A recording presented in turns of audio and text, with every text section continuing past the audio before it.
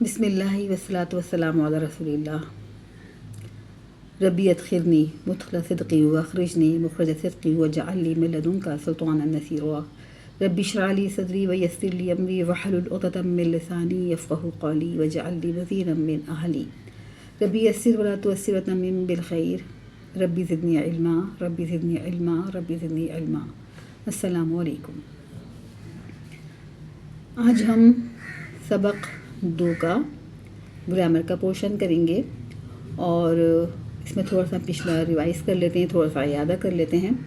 پچھلے لیسن میں یعنی لیسن 1 کے گرامر پورشن میں ہم نے ضمیر منفصل سیکھی تھی اور اس میں ہم نے سیکھا تھا ہوا ہم، انت انا، انتم نحن، اور یہ سارے مذکر کے صیغے ہم نے سیکھے تھے.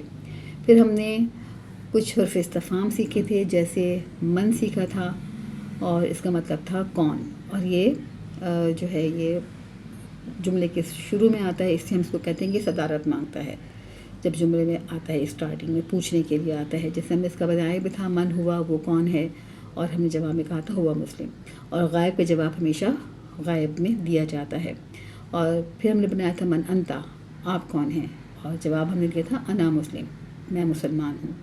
اسی طرح من انتم، آپ سب کون ہیں، اور نحن مسلمون، ہم سب مسلمان ہیں. پھر ہم نے حرف عطف سیکھا تھا واو، جس کا مطلب تھا اور فا سیکھا تھا پس، اور سیکھا تھا یہ بھی سوال کے لیے حرف استفہام میں سے ہے کیا. اور واو اور فا کو ہم نے بتایا تھا کہ لفظوں کو جوڑنے کا کام بھی کرتے ہیں، یعنی کنجیکشن کے طور پر بھی استعمال ہوتے ہیں. پھر ہم نے ان کو بھی ضمائر کے ساتھ جوڑا تھا، اور اس کو ہم نے کہا تھا فہوا، فہم، فانتا، فانا، فانتم، فنحن، اس طرح ہم نے اس کو جوڑ لیا تھا. اور آج ہم نیا سبق سیکھتے ہیں، اور وہ ہے ایک اور حرف استفہام حل.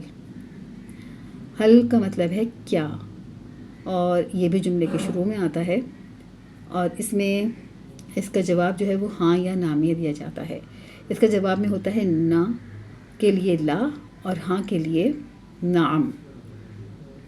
جیسے سوال پوچھا جائے حل انتا بخیر، کیا آپ خیریت سے ہیں، آپ ٹھیک ٹھاک ہیں، تو جواب میں آپ یہ کہیں گے کہ الحمدللہ انا بخیر. تو یہ بھی کہہ سکتے ہیں الحمدللہ، کیا آپ یہ بھی کہہ سکتے ہیں نعم انا بخیر الحمدللہ. ٹھیک ہے جی. تو نعم اور لا، اس کو ہاں یا نہ میں جواب دینا اس کے لیے ایک اہم ہے کہ اس کو اس طرح ہی کہا جائے.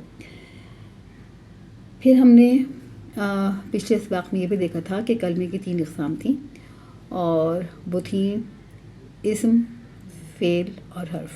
اور ہم نے دیکھا تھا کہ اسم کا مطلب ہوتا ہے کسی جگہ، چیز یا کوئی بھی نام، کوئی بھی ایجیکٹو بھی اسم میں شمار ہوتا ہے. فعل جس میں زمانہ پایا جاتا ہے، اور بغیر زمانے کے فعل نہیں ہوتا، کسی بھی کام کا ماضی، حال یا مستقبل میں ہونا. اور پھر اسی طرح ہم نے کہا تھا کہ جو اسم نہیں ہے اور جو فعل نہیں ہے وہ حرف کہلائے گا، اور حرف جو ہیں وہ جملوں کو جوڑنے کا کام کرتے ہیں. آج ہم یہ بھی دیکھتے ہیں کہ اس میں عام جو ہوتا ہے، یعنی نکرہ نام یا کامن نام، تو اس کی پہچان ہم نے پہلے بھی دیکھی تھی کہ کتابن، یعنی اس پر 2 زبر آئیں گے، 2 پیش آئیں گے یا 2 زیر آئیں گے. کتابن، کتابن، کتابین. ٹھیک ہے. تو جب اس کو معرفہ بنانا ہوگا ہمیں، تو ہم اس میں سے ایک پیش کو ہٹائیں گے اور الف لام لگا دیں گے شروع میں، یعنی لگائیں گے تو ہم لام یہ کہلاتا ہے معرف باللام. تو لیکن جب ہم لام لگائیں گے تو لام کیونکہ ساکن لفظ ہے تو وہ پڑھا نہیں جائے گا، تو اس لیے اس سے پہلے ہمیں الف بھی لگانا ہوگا. تو یہ بن جائے گا الکتاب، اور الف ہمیشہ زبر والا ہی لگے گا، اس کے ساتھ زیر پیش والا نہیں لگے گا، نہ اس پر زیر ہوگی نہ اس پر پیش ہوگی. الکتابو نہیں ہوگا، الکتابو نہیں ہوگا، ہمیشہ ہوگا الکتابو. اور جو بھی اسم ہم معرفہ بنائیں گے اس میں ہم ال لگائیں گے تو اس پہ ال ہی لگے گا، ال یا ال نہیں لگے گا.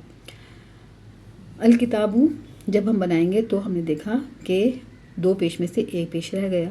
اس طرح الکتابہ 2 زبر میں سے 1 زبر رہ گیا، اور اسی طرح الکتابی 2 زبر میں سے 2 زیر میں سے 1 زیر رہ گیا. تو تھوڑی سی پریکٹس کرتے ہیں. واحد نقرہ اسم کو معرفہ بنانے کی. مسلم المسلمو، مومن المومنو، صالح الصالح، کافر الکافر، مشرک المشرک.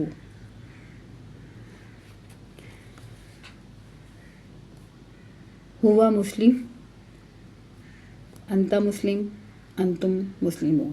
ٹھیک ہے، تو اب ہم اس کی جمع بناتے ہیں. جمع کے لیے ہمیں مسلم کے ساتھ واو نون کا اضافہ کرنا پڑے گا، تو وہ بن جائے گا مسلمون، اور یا نون کا اضافہ کر دیں گے تو بن جائے گا مسلمین. یعنی کہ اس کی دو طرح سے جمع بنے گی. پہلے کے ساتھ واو لگے گا اور دوسرے والے میں یا نون لگے گا. اور اس کو ہم آگے چل کے بتائیں گے کہ اس کا استعمال کس طرح ہوگا. تو امید ہے آپ کو آج کا سبق سمجھ میں آیا ہوگا. باقی انشاءاللہ اگلے سبق میں. السلام علیکم.